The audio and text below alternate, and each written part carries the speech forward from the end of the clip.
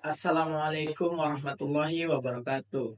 Karena udah banyak banget permintaan dari teman-teman, para ketua P2MW maupun peserta P2MW yang lainnya untuk membahas terkait bagaimana sih tips ataupun cara membuat laporan progres bulanan, khususnya tahap 1 ini yang nantinya deadline-nya yaitu tanggal 31 Mei ini.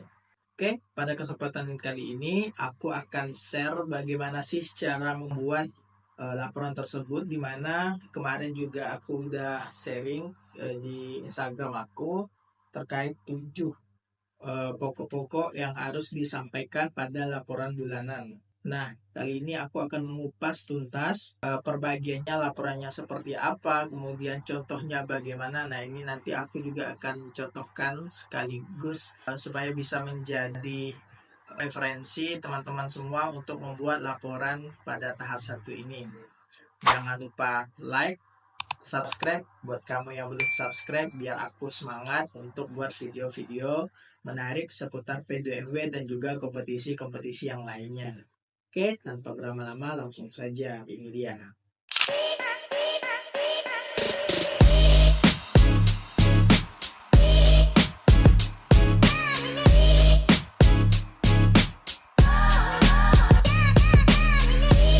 Disclaimer terlebih dahulu, untuk yang aku sharing pada kali ini yaitu merupakan pengalaman pribadi aku. Nah, jadi ini bukan serta-merta merupakan cara membuat laporan yang benar. Nah, tapi ini berdasarkan pengalaman pribadi aku selama 2 kali ikut P2MW termasuk di tahun ini. Nah, oke, kita langsung aja.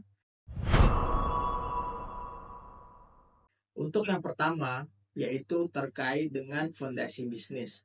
Nah, di sini teman-teman menjelaskan kondisi usaha saat ini, misalnya pengetahuan dari masing-masing anggota kelompok tentang bisnis.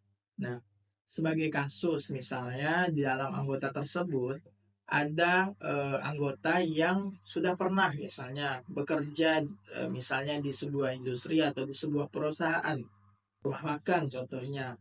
Nah, sehingga kan mereka ini udah punya pengalaman terkait bisnis makanan. Nah, atau contoh lain, anggota kalian itu ada yang sudah pernah berwirausaha atau pernah jualan, misalnya jualan pulsa atau jualan cemilan, jualan snack dan lain-lain. Nah, itu kawan-kawan jelaskan di fondasi bisnis. Nah, ini merepresentasikan pengetahuan anggota tim teman-teman yang nantinya akan dinilai oleh dosen pendamping. Nah, seperti itu.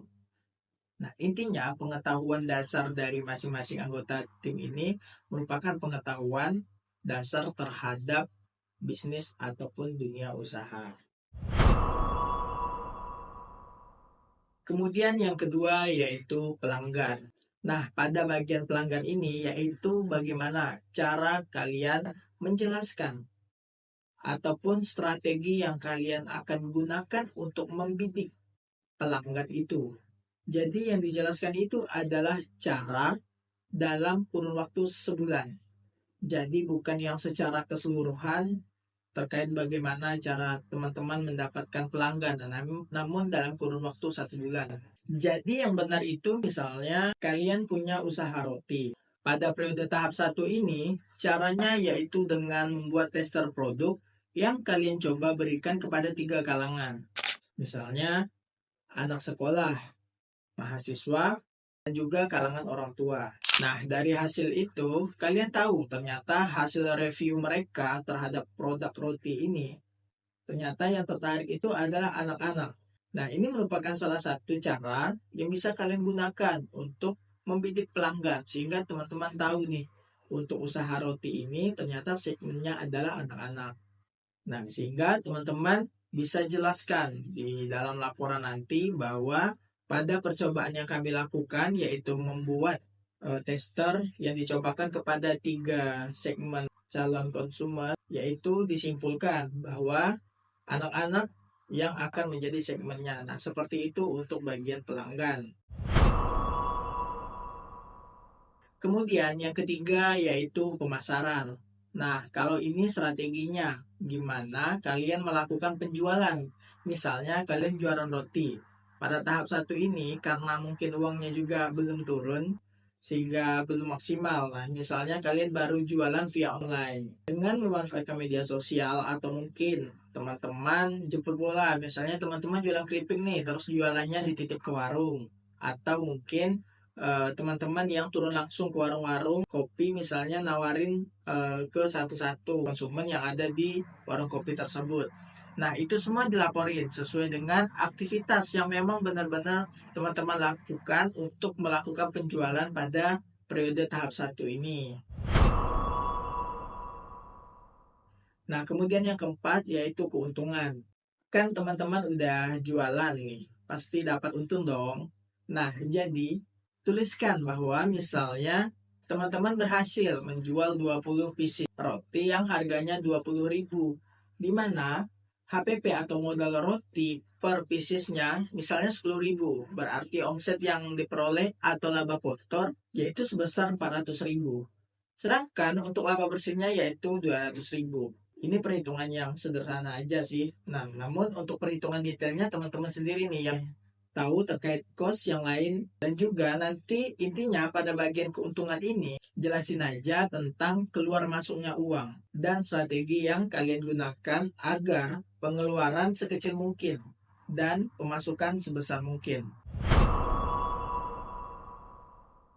Nah, kemudian yang kelima yaitu sumber daya manusia. Di sini kalian menjelaskan bagaimana strategi untuk meningkatkan kualitas SDM-nya tim dari teman-teman. Pada kasus ini, kalian bisa menjelaskan tentang rencana ke depannya. Bagaimana cara meningkatkan serta mengelola SDM. Sebagai contoh misalnya, teman-teman mengikuti pelatihan kewirausahaan baik gratis maupun berbayar atau pelatihan yang sudah disediakan oleh perguruan tinggi. Nah, aktivitas ini yang memiliki output terhadap kualitas SDM, maka ini harus kalian laporkan. Sebagai contoh lain, untuk mengelola SDM, teman-teman menggunakan aplikasi Trello, di mana pada aplikasi ini, ketua tim dapat memberikan tas-tas kepada seluruh anggota tim. Nah, kemudian seluruh anggota tim tadi tinggal memberikan checklist pada tas-tas yang sudah dikerjakan. Nah, yang terakhir nih yaitu sistem. Pada kasus ini, misalnya kalian mempunyai usaha roti, maka sistem yang kalian sediakan contohnya SOP, cara pembuatan roti.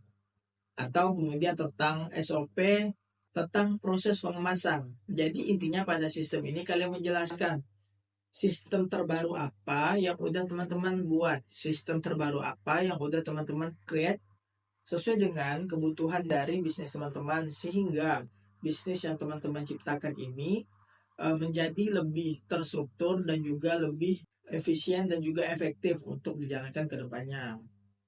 Nah, mungkin seperti itu dulu penjelasan dari aku. Jika teman-teman kurang paham, silakan tanyakan di kolom komentar. Jika dalam penyampaian ada kesalahan dan juga kekurangan, teman-teman juga bisa cek video ini berulang kali jika teman-teman kurang mengerti terkait apa yang aku sampaikan mungkin terlalu cepat atau bagaimana. Nah, berikan like dan juga jangan lupa subscribe biar aku lebih semangat lagi buat video seperti ini. See you the next video. Bye bye.